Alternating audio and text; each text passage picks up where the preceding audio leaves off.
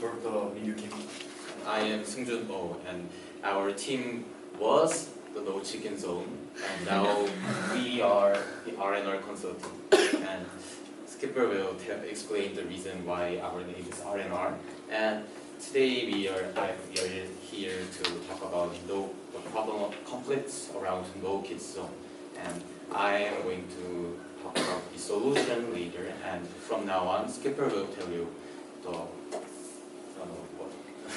problems around the No Kids Zone. From now, I'm going to tell you about the problems and our stand about the No Kids Zone. And as he said, the previous name, the No Kitchen Zone, we dumped that out. And now we are the R&R consulting, and R&R stands for the right and responsibility. And I think that's the basic concept of the No Kids Zone. And from now, we are going to talk about No Kids Zone. And this very concept is really familiar to us now. And this concept, I think nobody remember when it emerged. And it actually emerged in 2014. And behind that, in 2011, this event happened in 2011, and there was a kid in a restaurant, and he kind of bumped into a waiter, and she was holding a hot soup. So the kids got burned, the waiter got burned. And the problem is, at the court, the Busan District Court judged that the restaurant owner's part is about 70% and demanded the owner to pay the parents and the kids about 41 million won. And that's not a small money. And after this, the restaurant owners got raged. They got wrath, and they thought we can't just get here and be beat by those not responsible parents and their kids. So their solution was, well, we should just not let the kids in our restaurants and cafes and various stuff. And since this is not the only case, in a lot of cases, every owners had to pay for the parents and the kids, and they are all the guilty ones. So they made the No Kids Zone from 2014, and they kind of spread it in many restaurants. Then there is a problem. The parents, their opinion is this: it's the discrimination to the children, and it's hard work for parents to raise their kids. These are the 2 points of the parents who are having kids and who are opposed to the No Kids Zone. And to be precise, the National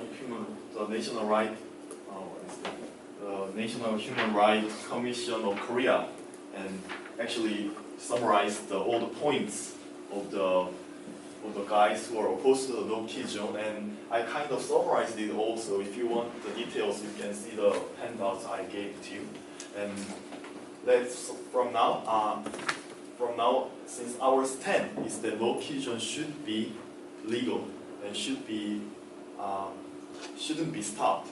So I'm going to say what's wrong with their points, and let's start with this one. The first points they are saying is the operation of the facility is the freedom of the employer. They admit this one, but they put the situations in certain situations, and the situations is first where the service is harmful to the health of particular group. Yes, that's really great, and that's what we're doing right now to the schools, around schools. And the second one, this is the problem. The special ability or care is required to use the facility, and they say this is not the case for children in general restaurant, cafe, and etc. And no, if you actually see the second one closely, special ability or care is required to use the facility, and yes, obviously the care is needed. In general, restaurants and cafes have hot waters, and which is obviously dangerous.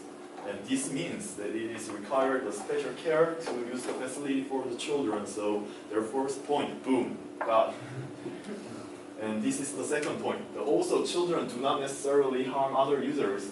Therefore, excluding only children constitutes an objective and rational generalization of some cases, and the some cases was kind of cost-worthy. And let's say And I think this one is the real problem. They say the children is a group of people. No, it's not. They are not group. It's just a step of people go through in their lives. It is self-evident that children are lack of cognitive skills and attention, so they are therefore they are having a high risk of having making an accident, and this is valid. So making children not allowing enter the restaurant is not a discrimination. It's kind of like it's not a discrimination. Children is not group, and it's valid that they have higher risk of making accidents.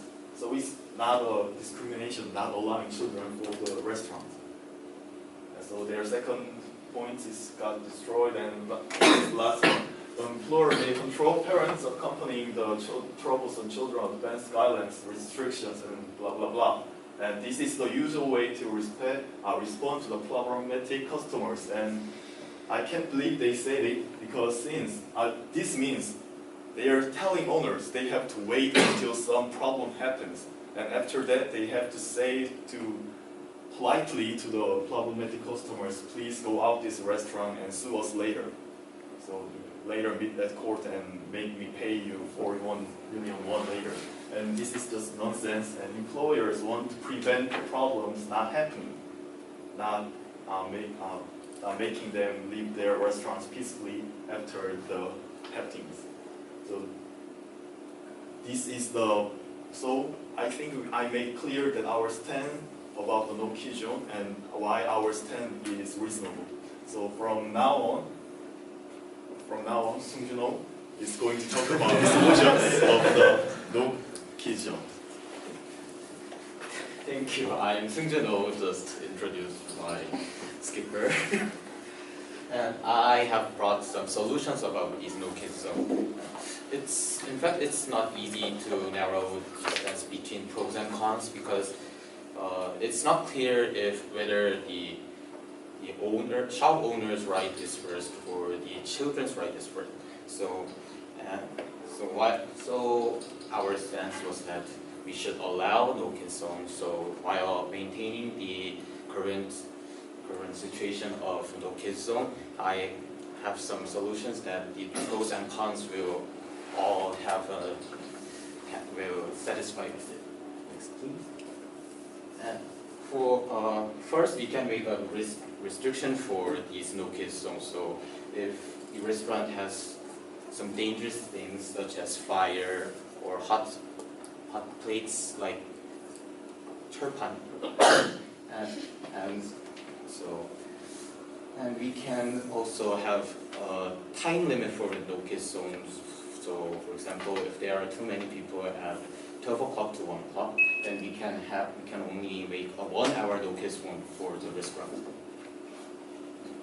Yeah, and so if there are many people in the restaurant, the human beings' concentration will get disturbed. So the parents can lose their eyes on their children. So it's safer for the children and the restaurants to have no kids zone for when there are too many people. Next, please. And there can be an idea that we can have a playground in the restaurant. So this is kind of no kids zone and kids friendly zone together, but this can be meaningless if this kids friendly playground is connected with the no kids zone. So we can solve this problem by creating a restaurant where the kids friendly zone and the no kids zone are separated completely.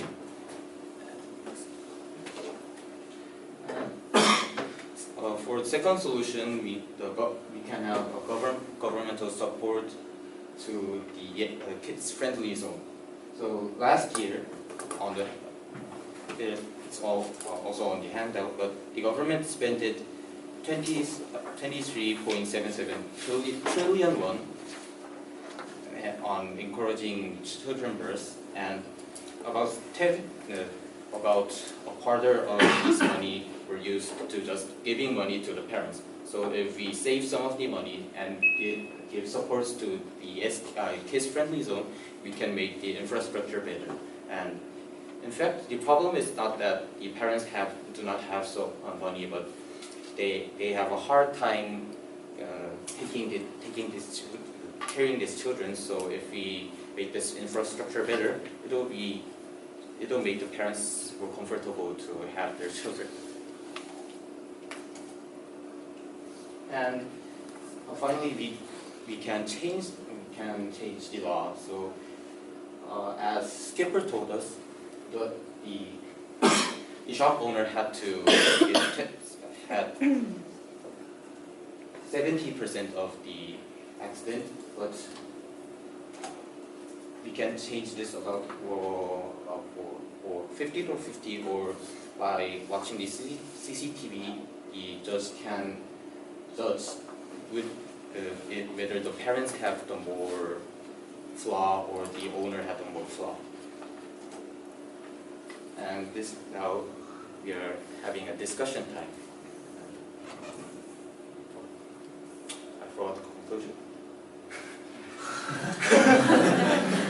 So, as the National Human Rights Commission of Korea said that the shop owners had some rights over their operating their shop, but in certain situations, it could be restricted. But as Skipper said, dealing with children is in these certain situation, and also this no-kiss zone is not a kind of discrimination. So, so I have three solutions about it, and now we are going into the real discussion time. So the first question is that, do you agree to allowing no-kiss zone, and why or why not?